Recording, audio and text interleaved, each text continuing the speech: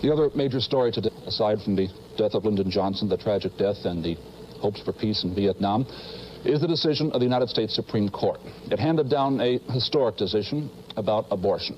The court said in a 7-2 decision that in the first 3 months of pregnancy, only the woman and her physician may decide whether she may have an abortion. In the second 3 months, all the state may do is regulate abortion procedures. And only in the final 3 months of pregnancy can the state forbid abortion. The court ruled in cases from Texas and Georgia, but all 50 states are effective, whatever their laws.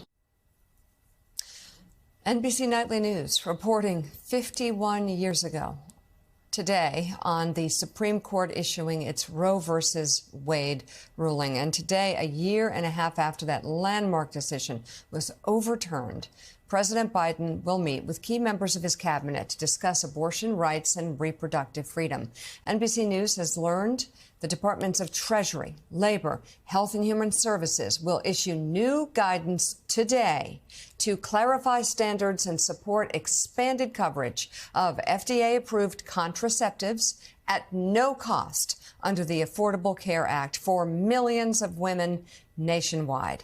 And joining us now, attorneys Catherine Colbert and Julie F. Kaye. They are co-authors of the new book entitled Controlling Women, What We Must Do Now to Save Reproductive Freedom. Also with us for this discussion is co-founder and CEO of All In Together, Lauren Leader, who has written about this on Know Your Value. So let's start with the book because, Catherine Colbert, I'll start with you. What can be done at this point moving forward that in certain states aren't already trying, and what can be done from the highest level in the land, the White House? Well, Mika, thank you so much for having me. And I think the most important thing to remember here is that there is no one strategy that will work. There has to be a multiple-pronged attempt to reverse what's going on, both at the state level and eventually at the federal level, because there are now almost a third of the states of this country that ban abortion, that make it very, very difficult for women to obtain it in those states. And women's health is drastically undermined as a result. To reverse that, we need to look at state statutes, state constitutions, federal statutes, a new federal constitution. That all sounds very daunting, but we need to work at this one step at a time. And I think the important part here is every person who cares about abortion rights needs to take a stand and do something with your energy to make this politically unfeasible going forward. 100%. And Julie F. Kaye, the same question for you. Well, I think right now we're in a public health crisis as well as a human rights crisis. And so we need to get engaged politically, but we also really need to think about those women who are on the ground who are not getting access to services in vast pieces of this country. A lot of advances have been made in medicine, and particularly telemedicine abortion, where you do a virtual visit with your doctor and get safe, easy medication, abortion pills through the mail is really the wave of the future. So women are voting at the voting booths, and they're also voting with their mice and with their choices online of how they're going to access care in a safe and affordable and a way that's their choice. And Lauren Leader, on this anniversary of Roe v. Wade, you're writing for Know Your Value about what women have both lost and gained in these past 51 years. Tell us about it.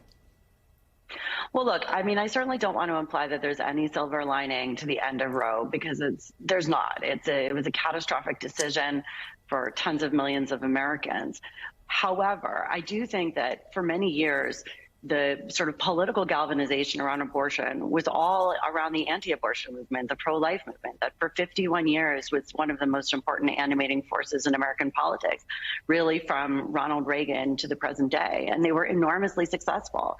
And I think what we really have now seen is that for the first time, certainly in my lifetime, a majority of women and even men as well have woken up to this reality that rights are not guaranteed. They can be reversed. And without our active political participation, participation, really anything is possible. So I think the wake-up call for Americans has been very real. We saw it at the ballot box in places like Ohio and Kentucky, and in every place where abortion's been on the ballot since Dobbs.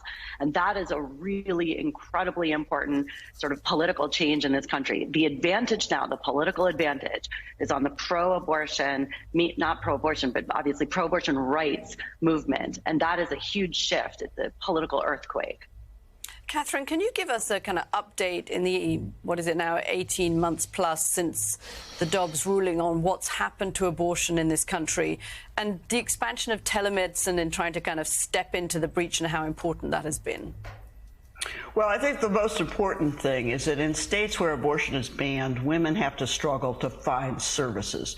And that affects both women who are trying to terminate an unintended pregnancy and women who are pregnant and facing a variety of health difficulties within their pregnancy. We saw in the news repeatedly stories of pregnant women who are late in pregnancy, find fetal anomalies, and are suffering severe consequences because doctors won't perform procedures in banned states. Right. So it has really caused significant, as Julie just mentioned, a public health crisis for pregnant women. In addition, though, what we've seen is a whole range of women having to struggle every single day to find services, either by telephone, by finding friends who can help them.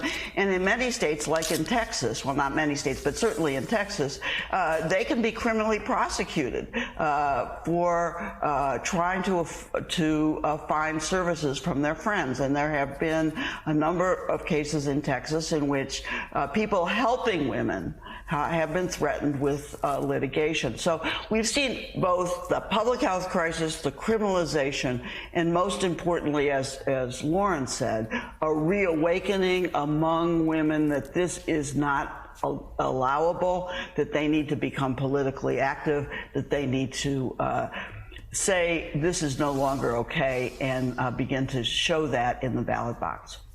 So, Julie, as you sat down here, we talked about what a outsized role abortion played in the 2022 election. It did last year in 2023. We have every reason to believe it will again this year. Even as we're talking about other things right now, there's this belief, certainly among Democrats, they think that in the ballot box, abortion is going to really matter.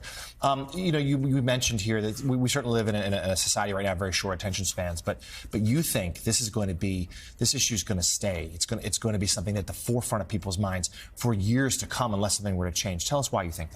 Well, abortion is part of the regular health care and experience for so many, many women. And we also have a maternity mortality rate in the United States that is way higher than it should be and is appalling. And I think that when you look at something that has become a political football but is really a health care issue for so many people and so many women and the people who love them, it doesn't go away. It's not something that is kind of going to be a flash in the pan. And the more that we're aware and talking about abortion rights, and the more, as we've seen post-Dobbs, all of a sudden people are really recognizing what a risk this court has posed to women's health and lives. It doesn't go away. It doesn't go away at the ballot box. We've seen successful elections at the state and federal level where abortion was either specifically on the ballot or whether it was a candidate who was talking about supporting those rights. And that's going to continue. We've seen people continue to come out and march in the United States and globally to support these rights. And we've seen women and helping people to access abortion through telemedicine, through mailing of abortion pills into states that have taken away these rights, and through helping women travel when they need to or want to.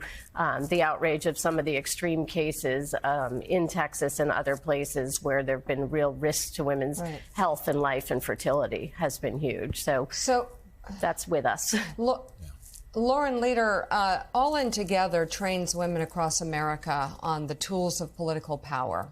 I just wanted to get your thoughts on this. I feel like women advocates, politicians need to reframe what this is about, especially after what we've been witnessing as a country over the past 2 years. Of course, this is about reproductive freedom, but I think it's about a lot more. It's about our health.